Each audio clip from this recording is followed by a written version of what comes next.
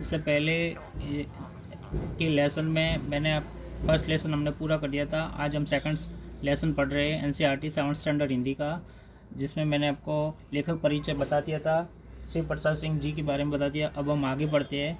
दादी माँ, दादी माँ ये जो चैप्टर है उसमें लेखक शिव प्रसाद सिंह और उसकी दादी माँ के बीच में जो आत्मीय संबंध है, जो आपस में रिलेशन है, उसकी कहानी है। ठीक है, हम उसको पढ़ते हैं कि कमजोरी ही अपनी, पर सच तो यह है कि जरा सी कठिनाई पड़ते बीसों गर्मी बरसात और वसंत देखने के बाद भी मेरा मन सदा नहीं तो प्राय अनमना सा हो जाता था। लेखक कह रहे हैं कि कमजोरी ही अपनी है, पर सच तो यह है कि जरा सी कठिनाई, मतलब जरा सी का मतलब होता है थोड़ी सी, और कठिनाई का मतलब होता है मुश्किल।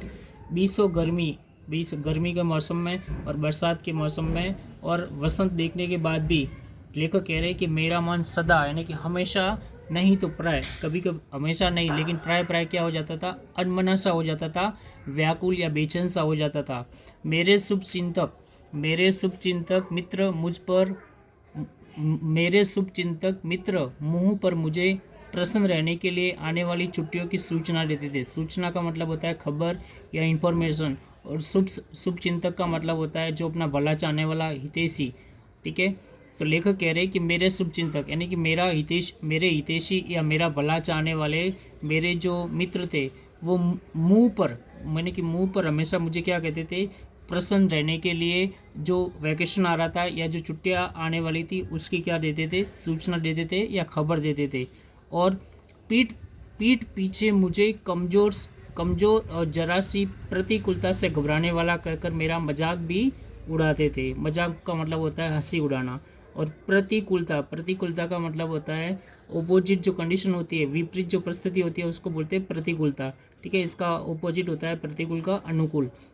तो वो कह रहे हैं कि उसके जो फ्रेंड थे, उसके जो शिव चिंतक थे, वो उसके मित्र मुंह पर तो उसकी क्या करते थे, प्रशंसा करते थे कि छुट्टियां आने वाली है, इसलिए उसकी छुट्टियों की इन्फॉर्मेशन देते थे जिससे लेखक खुश हो जाए। लेकिन पीठ पीछे उसका मजाक भी उड़ाते थे, उसको कमज़ोर कहते थे, और उसको ऐसा बोलते थे कि अगर कंडीशन ख़राब हो, विपरीत परिस्थितियों में हो, तो ये इंसान घबरा जाता है। और ये कहकर उस लेखक का क्या उड़ाते थे, मजाक उड़ाते थे।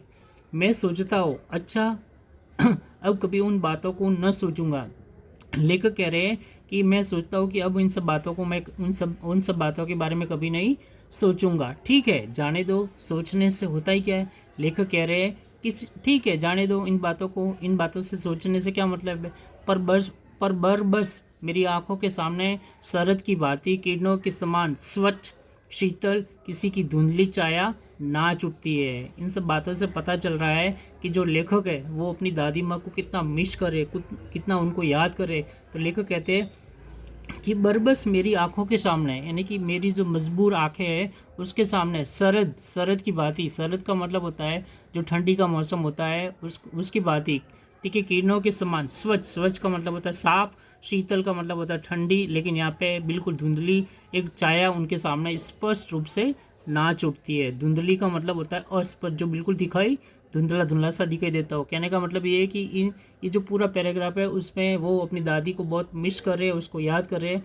वो आगे कहते हैं कि मुझे लगता है जैसे क्वार के दिन आ गए और लेखक को ऐसा लगता है, क्वार एक महीने का होता है, आपको पता होगा हिंदी में जो शुद्ध हिंदी में 12 महीने होते हैं, जिसमें चैत्र वैशाख भाद्रपद कार्तिक फागुन ये सब महीने होते हैं। तो ये क्वार का मतलब होता है जो आश्विन महीना होता है, उसकी उनको याद आ जाती है। मेरे